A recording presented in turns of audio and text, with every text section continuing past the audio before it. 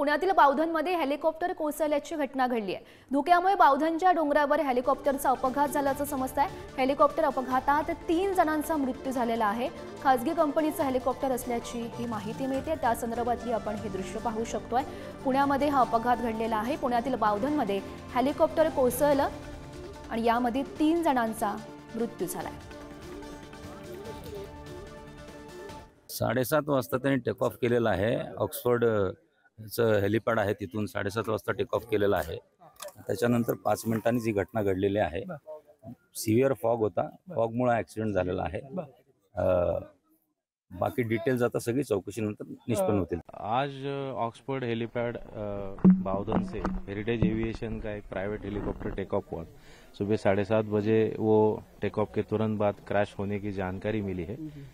यहाँ पे रश होने के बाद यहाँ से उस हेलीकॉप्टर में 2 पायलट और 1 इंजीनियर, इनकी डेथ हुई है। इनकी प्राइमरी इंफॉर्मेशन ये है कि तुरंत टेक ऑफ के बाद ही क्रैश का इंसिडेंस हुआ है। सर, ये एविएशन कंपनी वगैरह ये हेरिटेज एविएशन कंपनी है और ये यहाँ से टेक ऑफ करके जुहू जाने वाला था। हेरिटेज एविएशन या कंपनीचं दिल्लीचं हेलिकॉप्टर रात्री हॉल्टला ऑक्सफर्ड या ठिकाणी होतं। सकाळी साधारण 7:30 वाजण्याच्या आसपास त्यानं टेकअप घेतल्यानंतर लगेचच ही दुर्घटना घडलेली आहे असं प्रथमदर्शनी लक्षात येत आहे। स्पॉटवर मदत कार्य पोहोचून त्या ठिकाणच्या 3 बॉड्या, 2 पायलट आणि 1 इंजिनियर यांच्या बॉड्या आपण मदत कार्य आणि सर्वांच्या यानं ससून हॉस्पिटल या ठिकाणी पाठवलेल्या आहेत। तर या हेलिकॉप्टर अपघातातील महत्त्वाचे मुद्दे आपण ग्राफिक्सच्या माध्यमातून पाहूयात। पुण्यातील बावधनच्या डोंगरावर हेलिकॉप्टर कोसळलं। दाट धुक्यामुळे उड्डाण घेताच हेलिकॉप्टरचा अपघात घडला।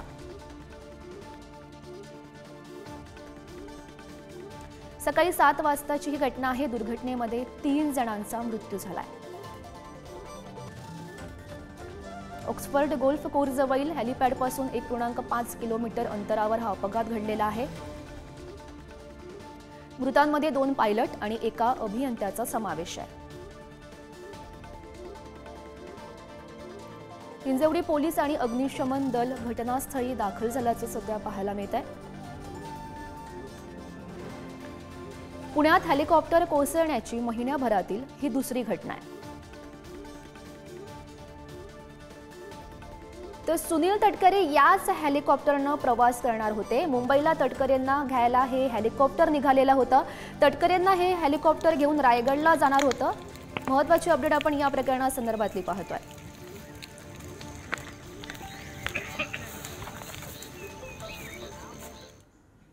तर या अपघातावर सुप्रिया सुळे आणि संजय राऊत यांनी नेमकी काय प्रतिक्रिया दिलेली आहे पाहूयात।